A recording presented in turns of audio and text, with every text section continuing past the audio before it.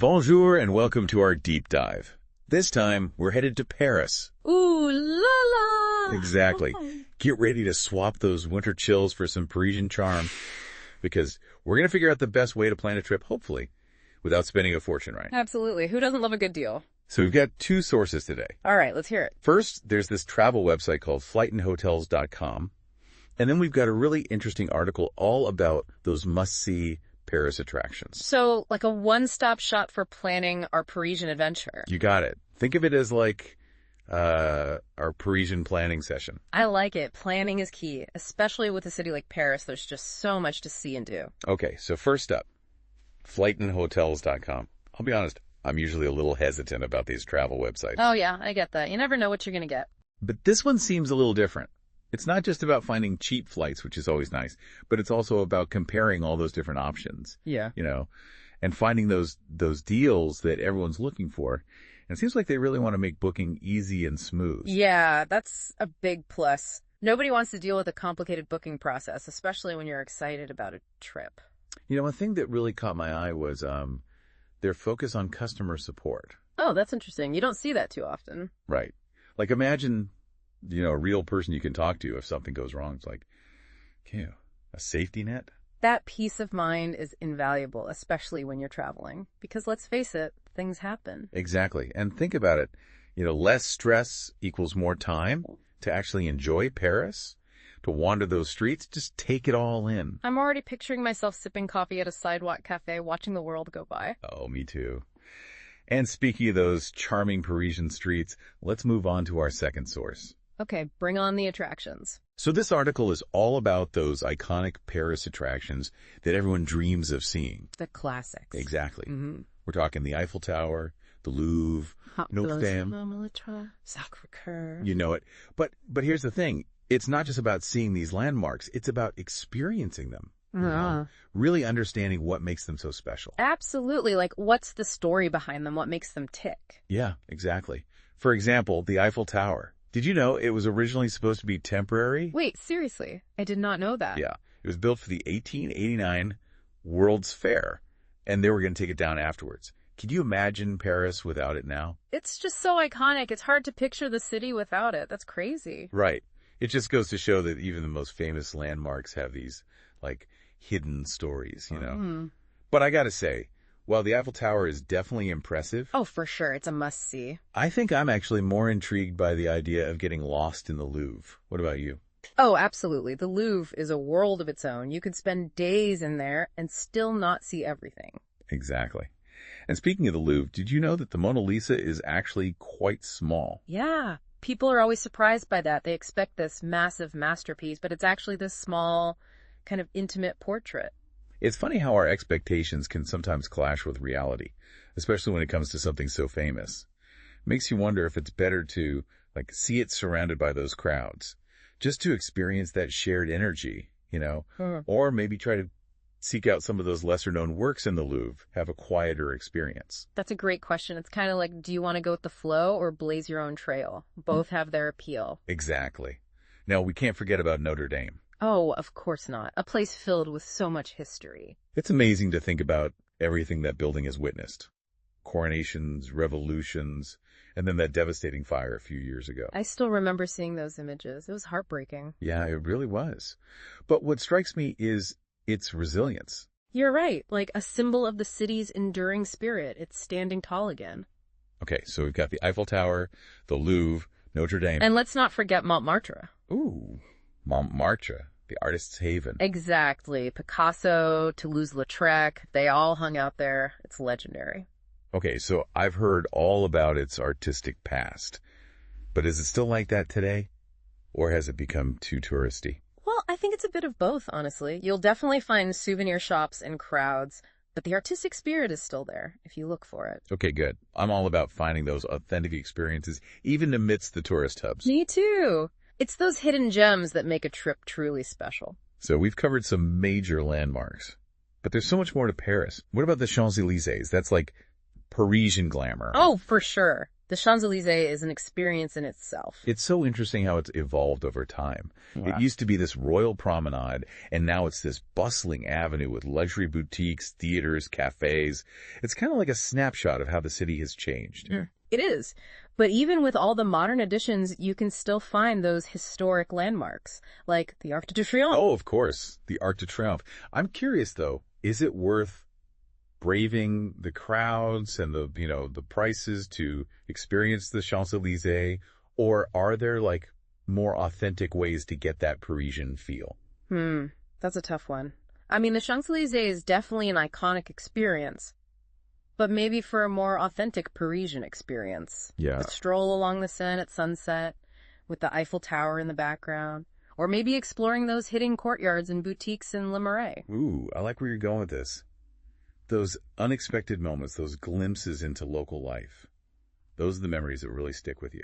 Absolutely. Those are the stories you'll tell when you get back home. But I gotta say, a little Parisian luxury wouldn't hurt either, right? Yeah. What about a day trip to the Palace of Versailles? Now you're talking. Versailles is like stepping into another world. The grandeur, the And opulence. those gardens, I could just picture myself wandering through them, feeling like I've gone back in time. And to top it off, maybe a Seine River cruise at night. Imagine the city lights reflecting on the water. Ooh, that sounds magical. Okay, I'm sold.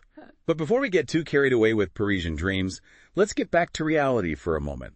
We got all these amazing things we want to see and do, but how do we actually make it happen without spending a fortune? The age-old question. Well, that's where FlightNHotels.com comes back in. Remember how they focus on finding the best deals? Yeah, that was definitely a selling point for me. They specifically recommend booking early for Paris, especially if you're traveling during peak season. Yeah. It's all about planning ahead. Makes sense. And once we're there, we can take advantage of Paris's amazing public transportation, right? Absolutely. The metro is super efficient and a great way to get around. I've heard it can be a bit overwhelming, though, with all the lines and stations. Yeah, it can be a bit of a maze at first. My advice: get a good map or app, and don't be shy about asking for help. Parisians are generally pretty helpful. It's noted. And while we're talking about navigating Paris, what about the language barrier? Should we brush up on our French before we go? Even a few basic phrases can make a world of difference. It shows you're making an effort, and Parisians appreciate that. Right. It's all about showing respect for the culture. Exactly. Plus, you never know what kind of fun interactions you might have if you can communicate even a little bit. So we've got flights and accommodations sorted, a list of must-see attractions, and even some basic French phrases under our belts. What's next on our Parisian planning agenda? All right, so we've got the logistics down. Now let's talk about how to really experience Paris. It's like a true Parisian. Okay, I like where this is going. Uh, We've covered all those famous landmarks, but what about that je ne sais quoi, that feeling that makes Paris so special? Exactly. It's not just about the sights. It's about the way of life, the atmosphere. So how do we tap into that? How do we go beyond just being tourists? One way is to embrace the idea of flânerie. Flânerie. I've heard that word before. Yeah, it's a French word that's kind of hard to translate directly, but it basically means to wander aimlessly. Like, with no purpose. Just walk around. Well, not exactly aimless. It's more about being present, observing, taking in the surroundings without a specific destination in mind. Okay, so it's like mindful strolling, but with a Parisian twist. Exactly. It's about getting lost in those little cobblestone streets, discovering hidden courtyards, people watching at a cafe. It's about letting the city reveal itself to you. I'm already feeling more relaxed just thinking about it. But, okay, full disclosure, I'm not the best with directions. Any tips for navigating Paris without a strict itinerary? Well, one way is to pick a neighborhood that interests you and just wander. Have a general direction in mind, but let yourself be drawn in by whatever catches your eye. So follow your curiosity, basically. Go. Okay, I can do that. You might stumble upon a cute boutique or an amazing bakery. That's part of the fun. Speaking of bakeries, let's talk food. I mean, we haven't talked about those Parisian pastries. Oh, absolutely. But beyond those croissants and macarons, what about some more authentic culinary experiences? Like, what would a Parisian eat for dinner? Well, instead of going to those fancy touristy restaurants, try a local bistro or a brasserie. I've heard of those. What's the difference? Well, they're often family-run and focus on traditional French cuisine. It's like home-cooked, but better. Okay, I'm sold. What kind of dishes are we talking about? Oh, beef bourguignon, coq au vin, sole meunière. Ooh, that sounds amazing. And don't forget about the cheese. Paris is a cheese lover's paradise. Go to a local fromagerie, ask for some recommendations, and put together a cheese plate for a picnic in a park. Now that's my kind of meal. Yeah. A picnic in a Parisian park with delicious cheese. Perfection. Right. Speaking of which, there are some cultural nuances to keep in mind when it comes to food in Paris. Okay, like what? I definitely want to be respectful of local customs. Well, it goes back to that savoir-vivre we talked about earlier, politeness, elegance. Right. It's about really savoring the meal. Take your time. Engage in conversation. Don't just rush through it. So it's more of a mindful experience, appreciating the food and the company. I like that. Exactly. It's about enjoying the whole ritual of dining. It reminds me of the slow food movement, but with a Parisian twist. So we've talked about food. What about fashion? I mean, Parisians are known for their style. Oh, yeah. Parisian chic is definitely a thing. But it's not just about following trends, right? It's about that effortless elegance. Exactly. It's about finding pieces that fit well and flatter your body type, choosing quality over quantity. And don't forget about accessories. A scarf, a hat, some jewelry can really elevate an outfit. I love that. So it's about creating a look that reflects your personality, but with that Parisian flair. exactly. It's all about expressing yourself. Okay, now I know Parisians can have a reputation for being a bit reserved. Any tips for interacting with locals? I don't want to come across as rude. Yeah, Parisians tend to be more reserved than, say, Americans. But they're not unfriendly. Just don't expect them to strike up conversations with strangers right away. Okay, so don't take it personally if they're not super chatty at first. Exactly. But if you approach them respectfully and show a genuine interest in their culture, they'll usually open up. So those sidewalk cafes we talked about earlier. Yeah. Good spots for striking up conversations? Or should I just stick to people watching? Well, both. But if you want to chat with locals, cafes can be a good place for that. You could comment on something you've both observed, like the beautiful architecture across the street, or ask for recommendations on what to order. Okay, that makes sense. Just find those little points of connection.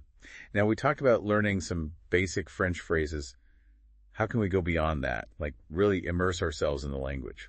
Well, try to use your French whenever you can, even if it's just a few words. Order your coffee in French, ask for directions, try reading a French newspaper. Every little bit helps. I like that. It's about embracing those moments of, like, linguistic immersion. Exactly. It might feel a little awkward at first, but it's a great way to connect with the culture on a deeper level. And who knows, maybe I'll discover a hidden language talent. So, besides learning the language, what are some other ways to, like, bring a piece of Paris back home with us? And I'm not talking about cheesy souvenirs, but something more meaningful. Instead of those mass-produced souvenirs, look for artisanal crafts or locally made products, maybe a piece of handmade jewelry or some beautiful ceramics. You could also check out local markets for unique artwork or antiques. Okay, I like that idea. It's about finding those one-of-a-kind pieces that tell a story.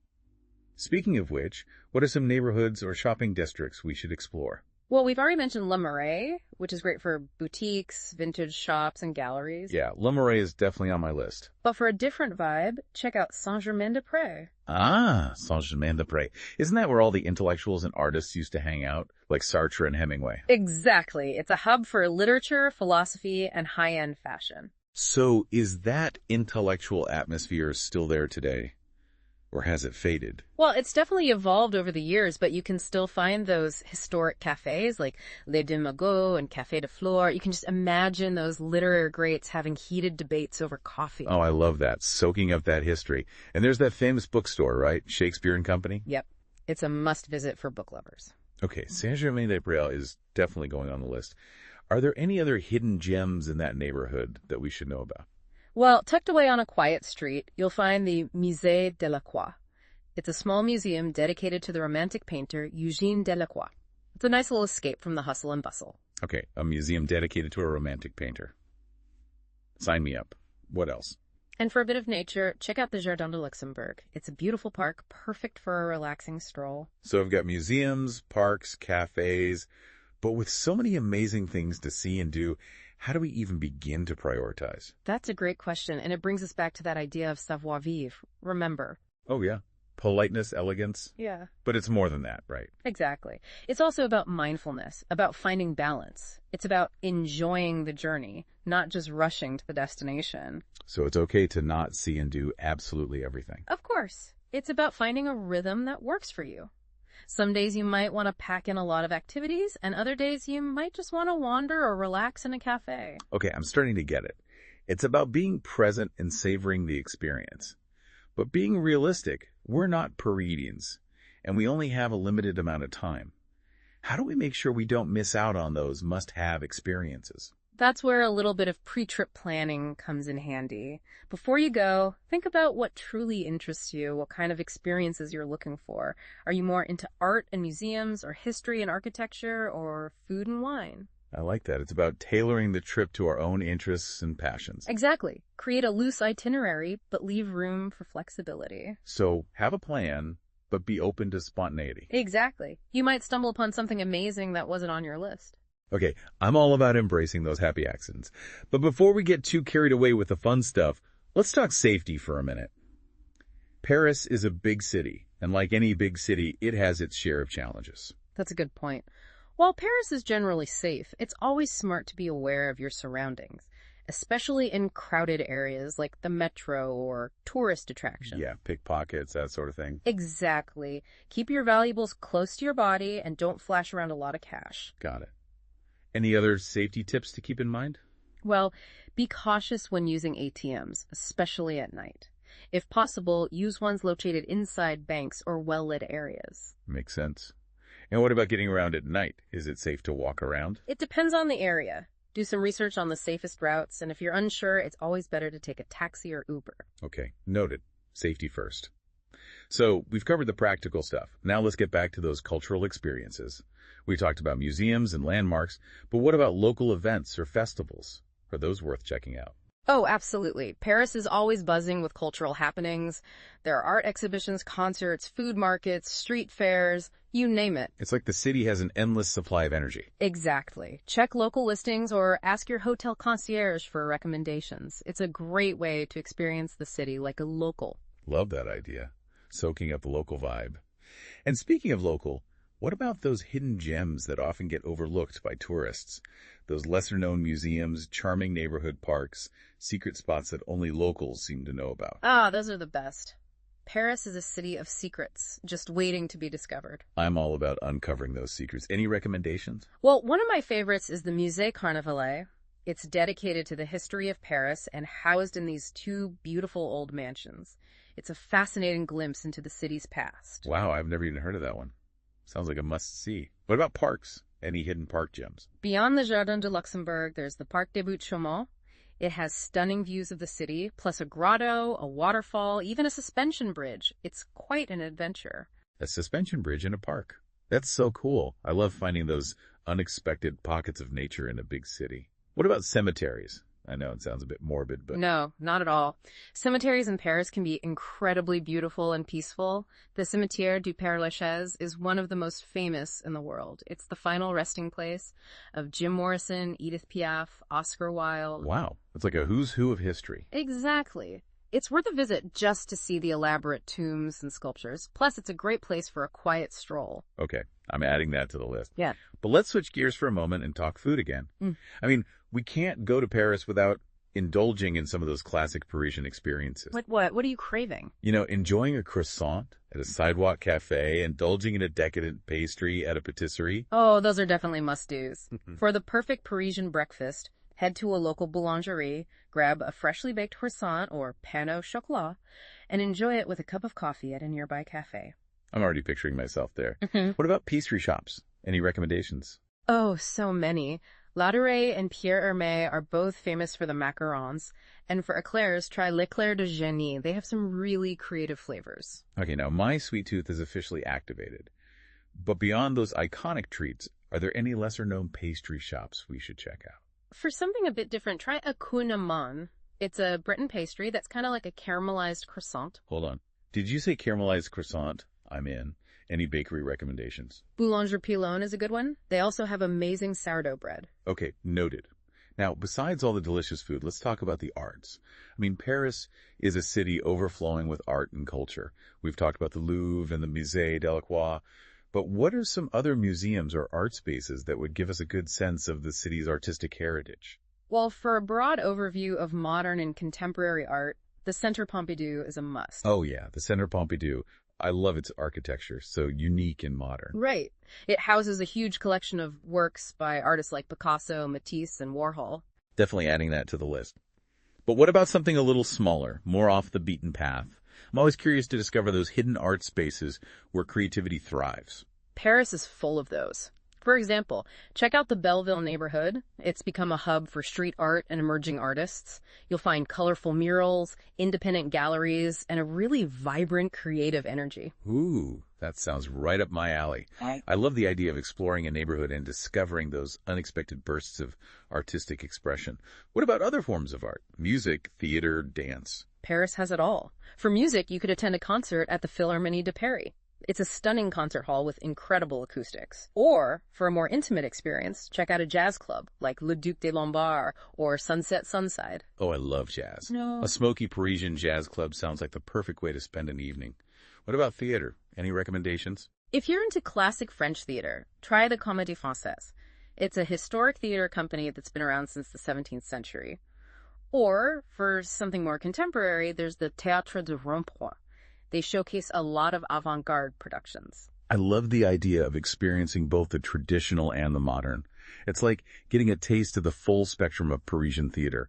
But after all those museums, parks, and pastry shops, we're going to need some time to recharge. You're telling me. Paris is a city that encourages you to slow down and enjoy those simple pleasures. Right. Like what do Parisians do to relax? They relax in a park, read a book in a cafe, or take a leisurely stroll along the Seine. It's about appreciating those quiet moments. Okay, so simple but so essential. Any specific parks or cafes you recommend for those seeking a moment of tranquility? Well, for a truly peaceful escape, visit the Jardin des Plantes. It's a botanical garden with all kinds of themed gardens, greenhouses, and even a zoo. And for a cozy cafe experience, try Le Procope, one of the oldest cafes in Paris. It's hosted some pretty famous literary figures over the years. Ooh, a botanical garden and a historic cafe. That sounds like the perfect blend of nature and culture. But beyond those specific spots, what are some other ways to, really unwind and embrace the Parisian lifestyle? Well, one way is to simply observe the locals. Notice how they take their time, how they savor their meals, how they interact with each other. Try to adopt their pace and their mindset. So it's about immersing ourselves in that Parisian rhythm, that slower, more mindful way of life. I think I can handle that. And remember, savoir-vivre is not just about etiquette, it's about an attitude. It's about appreciating the beauty in the everyday. I'm starting to see that savoir-vivre is a whole philosophy, a way of approaching life that's deeply ingrained in Parisian culture. And it's something that we can all learn from, even if we're just visiting for a short time. Absolutely. And who knows, you might even find yourself bringing a little bit of that Parisian savoir-vivre back home with you. That would be the best souvenir ever. Now, as we wrap up this part of our Parisian deep dive, it's time to reflect on everything we've learned and start thinking about how to put all this knowledge into practice. We've covered everything from iconic landmarks to hidden gems, from cultural nuances to practical tips, and we've even indulged in our culinary fantasies. But as we head into the final stretch of our Parisian adventure, I have one final question for you. What's the one piece of advice you would give to someone who's planning their first trip to Paris? What's the key to unlocking the magic of this enchanting city? That's the question, isn't it? What's the secret to experiencing Paris? I'm ready for the big reveal. Lay it on me. Go with an open heart and a curious mind. Paris is a city that rewards those who are willing to embrace the unexpected, to wander, to really connect with its history and people. I love that. It's not about checking things off a list, but about letting the city surprise you. Right. And speaking of connecting, remember those basic French phrases we talked about? Oh, yeah. Even just a few words. It makes a big difference. It shows you're making an effort, which Parisians appreciate. It's like saying, hey, I'm here. I'm ready to learn. So what about public transportation? Any advice for navigating the metro? Don't be intimidated. It's efficient and pretty easy to figure out. Any tips for a first-timer? Get a good map or app, and don't be afraid to ask for help if you get lost. Noted. But what about rush hour, when it's packed? If you can, avoid traveling during peak times. But if you can't, just be patient, be aware of your surroundings, and hold on tight. Sounds like an adventure in itself. Okay, so let's talk money. Paris can be expensive. Any budget tips? Take advantage of all the free activities, parks, neighborhoods, churches, markets. You don't have to spend a lot to have a great time. Makes sense. Yeah. And food. Any affordable options that won't break the bank. Definitely. Try local bistros or brasseries. They often have fixed price menus that are a good deal. And don't forget about street food. Crepes, falafel. Oh, and those sandwiches from the boulangerie. Okay, let's shift gears a bit. What about those experiences, the ones that create memories that last a lifetime? Think about what you're passionate about. If you love art, spend time at the Louvre or those smaller galleries. If history's your thing, visit Versailles or wander through the Latin Quarter. I like that. Creating a Parisian adventure that's meaningful to you. But are there any experiences that everyone should try? Those must-do Parisian moments. Of course. Have a picnic along the Seine, stroll through the Tuileries garden, climb to the top of the Arc de Triomphe for that amazing view. Ah, those views. Okay, one last question. As we wrap up, what's that one piece of advice you'd give to someone going to Paris for the first time? Approach it with an open heart and a curious mind. Embrace the unexpected. Connect with the city in a genuine way. I love that. It's about letting Paris work its magic on you. Exactly. Learn a few French phrases, don't be afraid to ask for help, and be open to new experiences. It sounds like the key is to be present, to savor every moment. Paris is a city that unfolds like a story.